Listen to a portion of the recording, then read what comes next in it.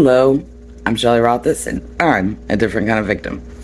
Today's topic is going to be patterns.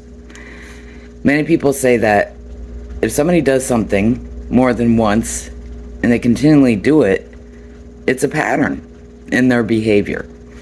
Now, one thing that I myself argue about is I really don't believe that people can't change. Everybody's heard the saying, once a cheater, always a cheater. Well, hey, I knew cheaters, and I knew certain ones they were able to change and did. So, are these just personal beliefs, opinions, that people can't change? That's my question to everybody, is what their opinion is based upon that. So that goes to forgiveness. Now, many say you need to forgive in order to heal. Like I said in the past, is that I was always a mat, because I forgave, and basically that's accepting that behavior and tolerating it. So in my recent incident with Mickey, is that I thought maybe he could change, but I didn't have really that high expectations, because I honestly had a feeling that he would go right back to doing what he had done in the past, and that's exactly what happened. He ended up engaging in the abuse by just standing there watching them do it. So what else happened before that incident, as to when I first broke up with Mickey, and the reasonings for that, people had done things such as, gossiping, lying, spreading lies about me. Well, that's what they're doing again after the second incident in regards to Mickey.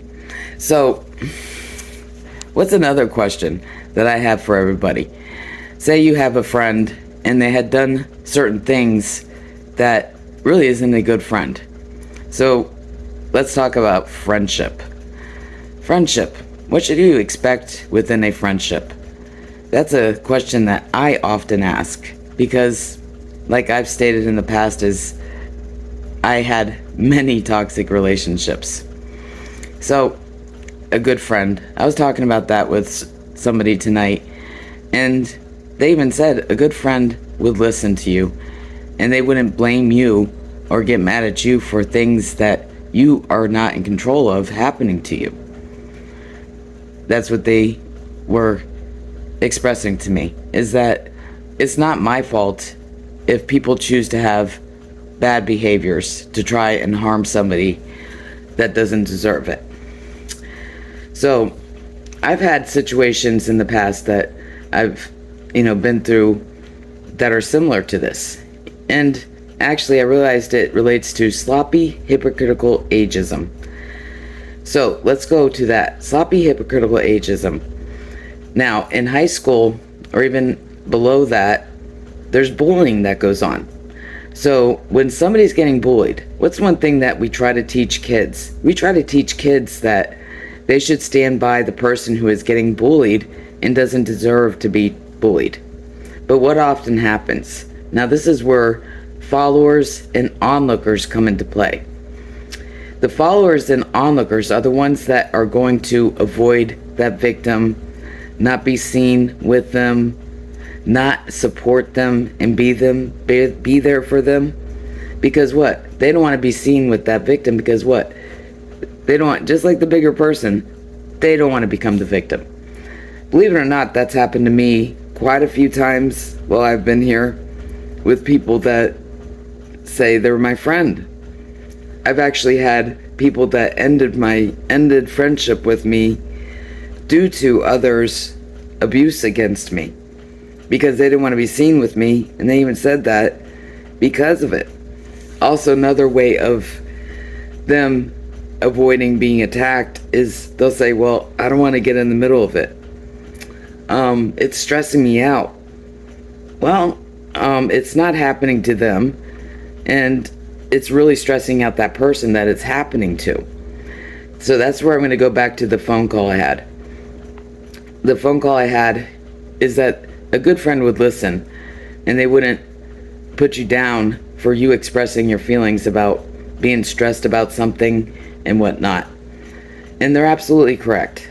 I've actually dealt with the same issue with this same person where they dropped their friendship with me due to others doing cruel and despicable things. So, as for boundaries, I've gone over boundaries, and this is one that I found hard to do, especially if I had close feelings for that person, as in even friendship, to let go of that relationship for good. Because, again, we're going to change behaviors. Somebody can apologize numerous times, and actually that person had apologized for doing this a couple times in the past, ending our friendship over others doing harm to me because it was stressing them out, or they didn't want to be seen with me and get involved. Well, how can they say that's basically blaming the victim, saying, I don't want to get in the middle of it. Get in the middle of what? It's not my fault that it's happening to me, that people are acting in cruel and despicable ways and choosing to do that to me. Yeah, they don't want to be the bigger person and have the personal integrity to do what's right and stand by the person that's getting harmed and that's innocent and doesn't deserve it. That's exactly true. That's not a friend. I'm coming to realize that. That is not a friend if they're not going to stand by your side when harm is being done to you because it stresses them out. I myself always prided in being there for others. I've been there for people that I wasn't even friends with, and listened to them tell me about their problems, things that they've gone through, and I didn't feel like it was stressing me out that it was because it was happening to them. It's not my problem to be stressed about. I feel bad for them and have empathy, and I actually want to be there for them. I just said it right there. That's a friend. A friend is going to be there for you and support you through good times and bad times.